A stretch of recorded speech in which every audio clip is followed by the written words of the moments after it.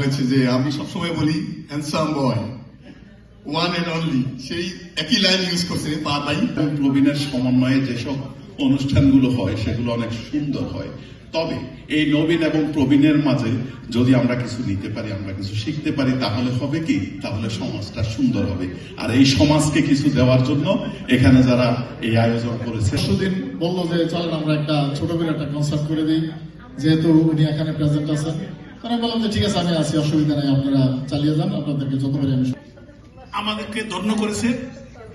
আশা করি আপনারা সব সময় কম্পোজার, উনি গীতিকার, সুরকার এবং ওনার বহুগুণে গুণান্বিত, উনি একজন ভালো মিউজিশিয়ান। নিউ ইয়র্কের যত শিল্পী আছেন, একজন শিল্পীকে একজন শিল্পী সম্মান দিতে পারে।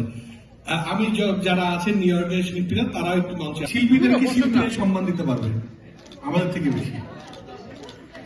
সে যারা আছেন, বাবুজামান ভাই সামনে চলে যান আপনি।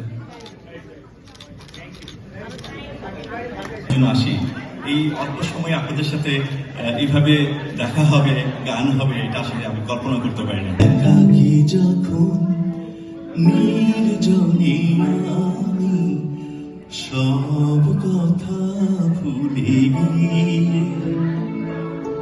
চুপি চুপি ছিলেন বসে, ভাবিনি এমন কিছু হবে। একাকী যখন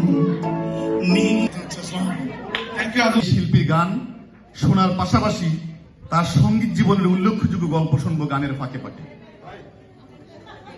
আমরা জোরে করতালি দিয়ে আমাদের বাংলাদেশের গর্ব নকিব খানকে আমন্ত্রণ জানাই, আহ্বান জানাচ্ছি।